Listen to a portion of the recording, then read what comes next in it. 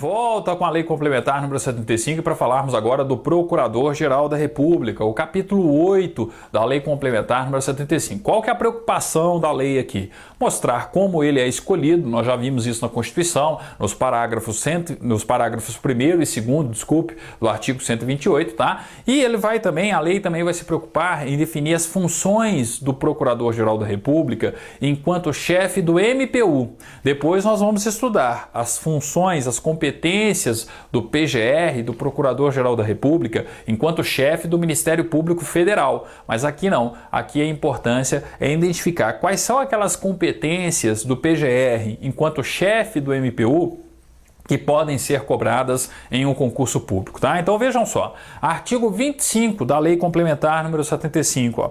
O Procurador-Geral da República é o chefe do Ministério Público da União, nomeado pelo Presidente da República dentre integrantes da carreira, maiores de 35 anos, permitida a recondução, precedida de nova decisão do Senado Federal, tá? Já vimos isso, né? Já estudamos o artigo 128, parágrafo 1º, quem escolhe o PGR é o presidente, tá? Tem que ser dentre integrantes da carreira, então não é um cargo de livre escolha do Presidente da República, é dentre integrantes da carreira de qualquer dos ramos do Ministério Público da União, tem que ter mais de 35 anos, a escolha tem que ser aprovada por maioria absoluta do Senado Federal, assim como a destituição, né? E a grande questão que sempre cai em concurso público, o mandato dele é de 2 anos, permitida a recondução.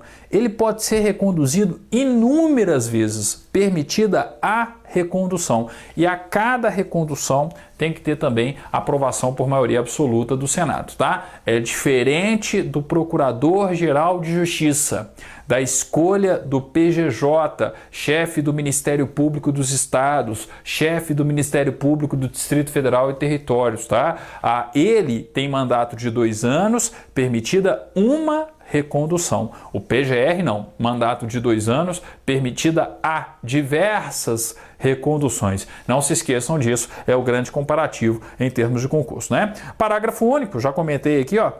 A exoneração de ofício do Procurador-Geral da República, por iniciativa do Presidente da República, deverá ser precedida de autorização da maioria absoluta do Senado Federal em votação secreta, tá? Então não se esqueçam, maioria absoluta, e aqui acrescenta um detalhezinho, né? A votação é secreta, tá? Maioria absoluta para colocar, maioria absoluta para destituir, tá? E a destituição tem que ser por maioria absoluta em votação secreta, tá? Coloquem aí, ó, ver, assistir aula sobre o artigo 128, parágrafo 1º e 2º, tá? Então eu já ministrei o conteúdo para vocês, tá lá no YouTube, e aproveitem também e estudem a aula sobre o parágrafo 3º e o parágrafo 4º do artigo 128, porque lá eu faço uma comparação entre o Procurador-Geral da República e o Procurador-Geral de Justiça, um dos pontos mais cobrados, mais importantes, sem dúvida alguma, do Ministério Público na Constituição Federal, tá? Então não vou repetir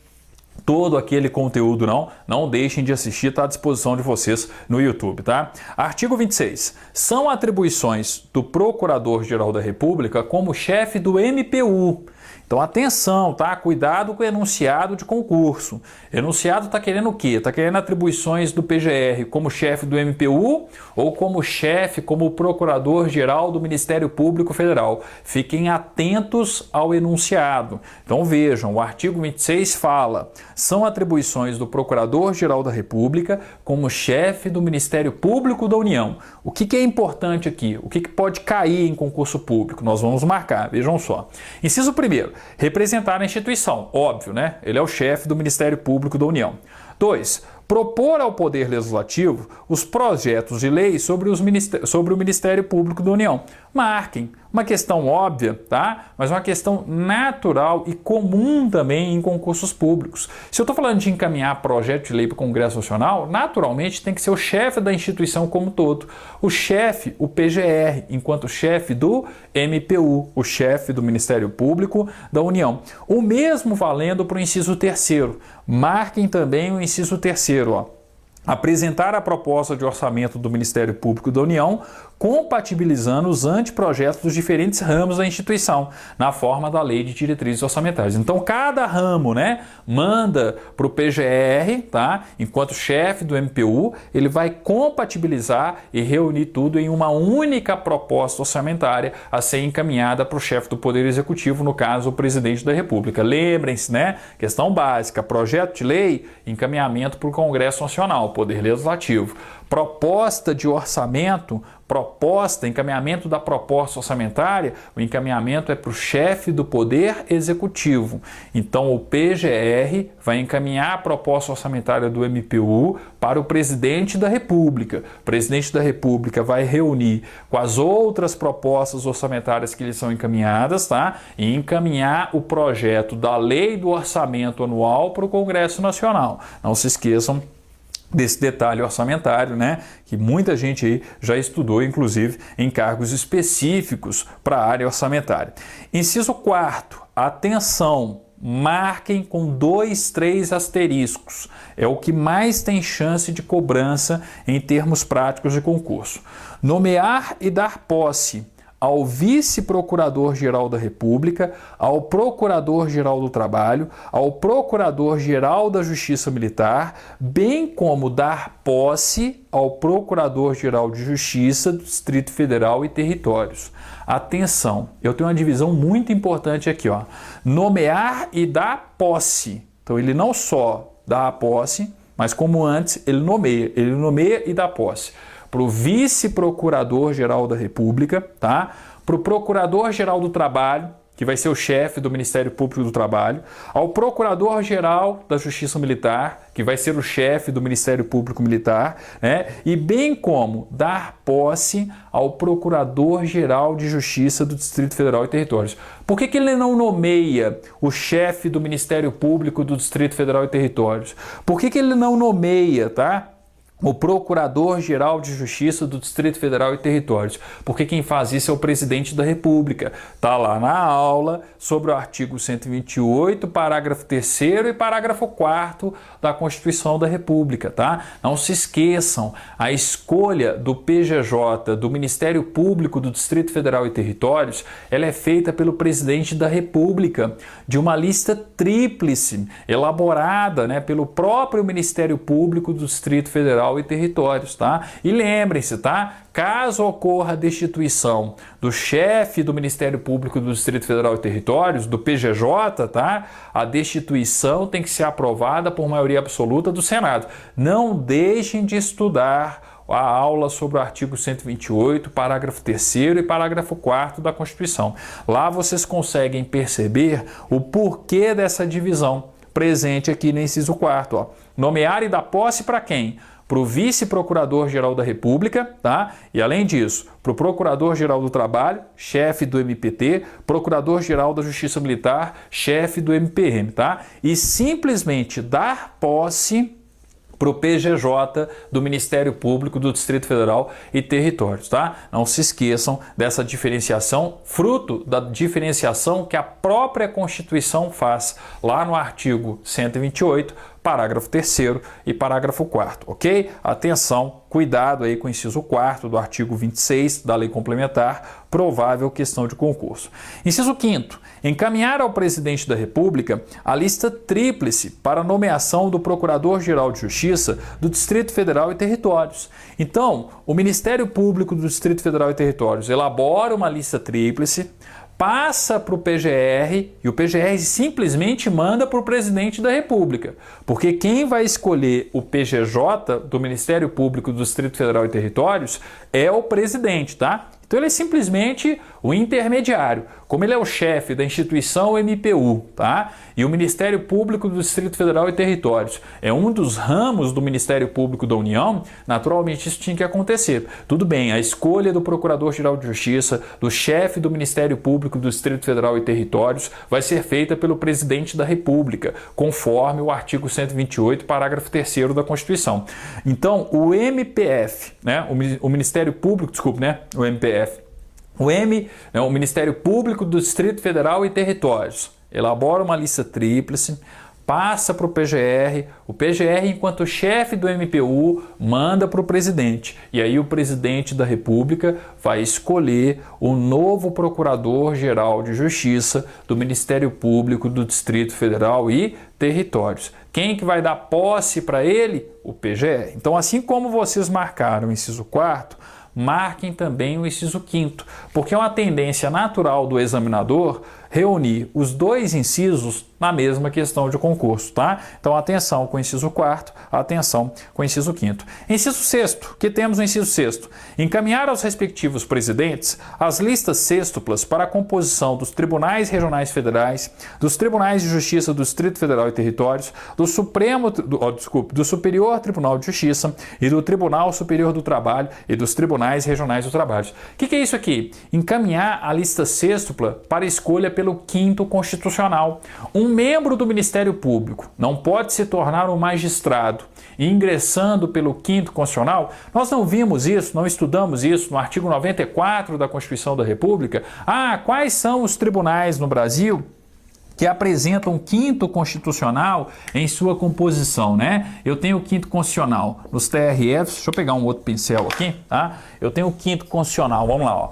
5º Constitucional nos TRFs, tá? Nos Tribunais Regionais Federais, nos TJs dos Estados, né? Tribunal de Justiça dos Estados, no Tribunal de Justiça do Distrito Federal e Território, então TJ tem 5º Constitucional. Nós temos também no TST e nos TRTs. Então percebam o seguinte, ó, membros do Ministério Público da União podem deixar de serem membros do Ministério Público da União e se tornarem magistrados? Sim, tanto em um TRF, no Tribunal de Justiça do Distrito Federal e Territórios, no Tribunal Superior do Trabalho, né? Nos Tribunais Regionais do Trabalho. Então, existe a indicação pelo 5º Constitucional e a indicação é feita sempre através de uma lista sêxtupla, tá? Com 6 membros do Ministério Público, né? Com pelo menos 10 anos de carreira, tá? Então, lembrem-se das regras do artigo 94 da Constituição, que fala a respeito do 5º Constitucional.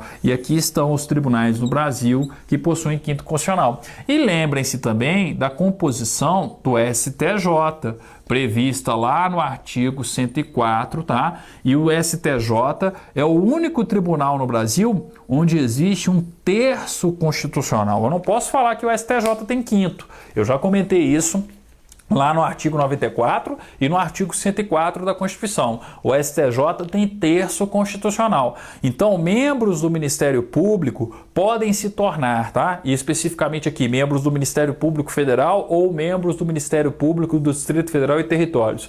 Podem se tornar ministros do STJ? Sim, tá? Porque podem fazer parte da lista sêxtupla para escolha de um novo ministro do STJ pelo terço constitucional do STJ, mas que segue a mesma forma de indicação, ou seja, o mesmo procedimento de indicação do artigo 94. Mais uma vez, ó, por isso que eu chamo a atenção, é fundamental primeiro estudar poder judiciário na Constituição da República, estudar 5º Constitucional, por exemplo, estudar o terço constitucional, tá tudo no YouTube. Eu já gravei todas as aulas referentes ao poder judiciário, tudo explicado, esquematizado, tá? Então assistam às aulas sobre o artigo 94 e sobre o artigo 104 da Constituição da República. Basta procurar no canal da Editora Atualizar, tem lá as listas de reprodução e tem lá um curso chamado Poder Judiciário, curso completo. Todos os artigos referentes ao Poder Judiciário estão lá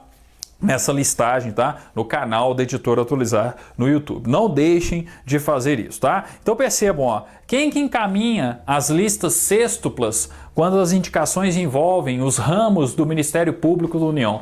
Ora, o PGR, enquanto chefe do Ministério Público da União. Não poderia ser diferente, a questão óbvia aí. Marquem também, tá? Tem uma menor probabilidade de cobrança do que o inciso 4º e o inciso 5º, mas também é importante, tá? Inciso 7º, dirimir conflitos de atribuição entre integrantes de ramos diferentes do Ministério Público da União. Então, tem um conflito de atribuição entre um membro do Ministério Público Federal e um membro do Ministério Público do Trabalho, entre um membro do Ministério Público Militar e um do Ministério Público do Trabalho. Quando o conflito de atribuição for entre membros do Ministério Público que estão, né, em ramos diferentes do MPU, quem resolve o conflito de atribuição, tá, é o PGR enquanto chefe do MPU. Não se esqueçam disso, tá? Então, enquanto chefe do MPU, ele vai dirimir conflitos de atribuição entre integrantes de ramos diferentes do Ministério Público da União. Inciso 8º, questão óbvia, né? Praticar atos de gestão administrativa, financeira e de pessoal. Por exemplo, né, o concurso público para servidor. Quem que vai ali, né, assinar o respectivo edital, enfim, publicar, né, determinar a abertura do concurso? Ora, o chefe do Ministério Público da União, o Procurador-Geral da República. Inciso 9º, prover e desprover os cargos das carreiras do Ministério Público da União e de seus serviços auxiliares. Então, o provimento está a cargo dele. Óbvio, chefe do MPU, as nomeações para membro do Ministério Público da União, tá? As nomeações, né, no âmbito dos servidores, o provimento dos cargos dos servidores no âmbito do Ministério Público da União, há uma competência de quem? O provimento vai ser competência do Procurador-Geral da República, enquanto chefe do Ministério Público da União, tá? Próxima situação aí, ó, inciso 10. Arbitrar o valor das vantagens devidas aos membros do Ministério Público da União nos casos previstos nessa lei complementar. Estou falando de situações muito internas, vantagens devidas aos membros do Ministério Público da União, dos ramos do Ministério Público da União. Quem que vai arbitrar os valores das vantagens devidas? O Procurador-Geral da República, tá? Uma questão tão interna aí, que nunca foi objeto de concurso público, tá? Pode ser que seja, mas acho difícil aí, tá? 11. Vejam só o que temos agora no inciso 11, tá? Uma questão aí interna, pouco provável também em termos de concursos públicos, tá? 11. Fixar o valor das bolsas devidas aos estagiários. Então, qual que é o valor da bolsa estágio no âmbito do MPU? Quem que vai fixar? O PGR, enquanto chefe do Ministério Público da União, tá? 12. Exercer outras atribuições previstas em lei. Então, a enumeração não é taxativa, meramente exemplificativa. 13. Marquem o inciso 13, tá? Percebam que o PGR possui poder regulamentar. Vejam só o texto do inciso 13 do artigo 26, ó. Exercer o poder regulamentar no âmbito do Ministério Público da União, ressalvadas as competências estabelecidas nessa lei complementar para outros órgãos nela instituídos, tá? Então percebam que o PGR tem sim, enquanto chefe do Ministério Público da União, a capacidade de editar atos normativos, regulamentando matérias pertinentes ao Ministério Público da União, tá? Então ele exerce sim um poder regulamentar, assim como a gente vai ver isso sendo conferido pela lei também a outros órgãos no âmbito do Ministério Público da União, no âmbito de cada ramo do Ministério Público da União, tá? Parágrafo 1º, o que temos no parágrafo 1º? Uma possibilidade de delegação, tá? Então atenção, ó, vale a pena tomar cuidado também com o parágrafo 1º, ó. O Procurador-Geral da República poderá delegar aos procuradores gerais as atribuições previstas nos incisos 7 e 8º desse artigo. O que nós temos no 7º? Dirimir conflitos de atribuição entre integrantes de ramos diferentes do Ministério Público da União, tá? E no inciso 8º, praticar atos de gestão administrativa, financeira e de pessoal. Uma questão lógica, né? Se eu falo de atos de gestão, cada procurador-geral, no âmbito do Ministério Público do Trabalho, por exemplo, o Procurador-Geral do Trabalho, no âmbito do Ministério Público Militar, o seu respectivo Procurador-Geral, eles vão praticar atos internos, atos de gestão. Então, naturalmente, eu posso ter essa delegação por parte do PGR enquanto chefe do Ministério Público da União, o mesmo acontecendo com relação a dirimir conflitos de atribuição entre os membros. Só que qual que é o entendimento vigente aqui, ó? Se eu sou o Procurador-Geral do Trabalho, eu posso dirimir conflitos entre os membros do Ministério Público do Trabalho. Se eu sou o Procurador-Geral de Justiça, tá, no âmbito do Ministério Público do Distrito Federal e Territórios, eu vou dirimir conflitos entre membros do Ministério Público do Distrito Federal e Territórios, tá? Então, quando for entre ramos diferentes, aí seria o PGR, o Procurador-Geral da República em si, tá? A possibilidade de delegação aqui, ó, é para dirimir conflitos internos, tá? Dirimir ali conflitos de atribuições no âmbito de cada ramo do Ministério Público da União, tá? Acredito que o examinador não chegue a tanto. Se ele for fazer uma cobrança, ele vai fazer uma cobrança literal do parágrafo 1º. Então basta lembrar quais são as competências que o PGR, enquanto chefe do Ministério Público da União, pode delegar para os respectivos procuradores gerais de cada ramo do Ministério Público da União. Parágrafo 2º, a delegação também poderá ser feita ao diretor-geral da Secretaria do Ministério Público da União para a prática de atos de gestão administrativa, financeira de pessoal, este apenas em relação aos servidores e serviços auxiliares. Então, com relação aos servidores, o PGR pode delegar atos de gestão administrativa, de gestão de recursos humanos, por exemplo, para quem? Para o diretor-geral. Não se esqueçam disso. A delegação também poderá ser feita ao diretor-geral da Secretaria do Ministério Público da União para a prática de atos de gestão administrativa, financeira e de pessoal. Este apenas em relação aos servidores e serviços auxiliares. Se você se prepara para um concurso para servidor do MPU, podem marcar o parágrafo 2º, tá? Ele tem uma chance maior de cobrança no seu concurso do que o parágrafo 1º, tá? Então, cuidado, eu posso sim ter delegação de atos para o diretor-geral. Atos meramente administrativos relacionados com os servidores do Ministério Público da União, ok? Bem, artigo 27, para a gente finalizar o tema, Procurador-Geral da República, o capítulo 8 da Lei Complementar número 75.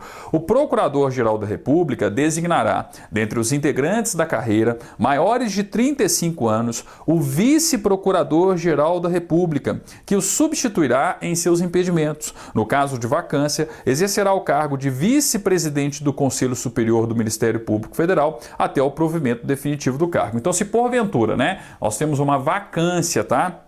No âmbito aí do cargo de vice-procurador-geral da República, quem que interinamente exerce essa função?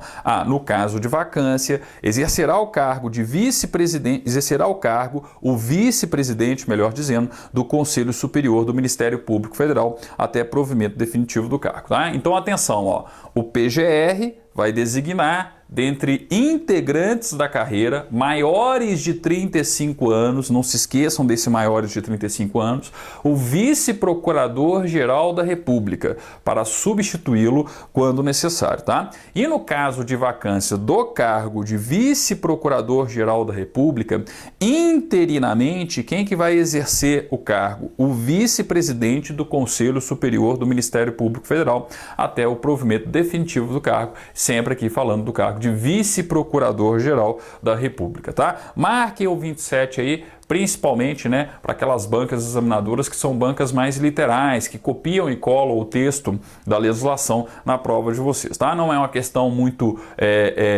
prioritária, vamos dizer assim, do examinador, tá? Mas ela tem também a sua chance de cobrança, ok? Bem, com isso, a gente finaliza aí o Procurador-Geral da República na Lei Complementar número 75. E nos nossos próximos vídeos, tá? A gente vai falar ainda um pouquinho dessas disposições gerais sobre o Ministério Público da União e adentrar no Ministério Público Federal. Nós vamos estudar o primeiro ramo do Ministério Público da União, que é o Ministério Público Federal, ok? Obrigado, até o nosso próximo encontro, então, dando continuidade à Lei Complementar número 75.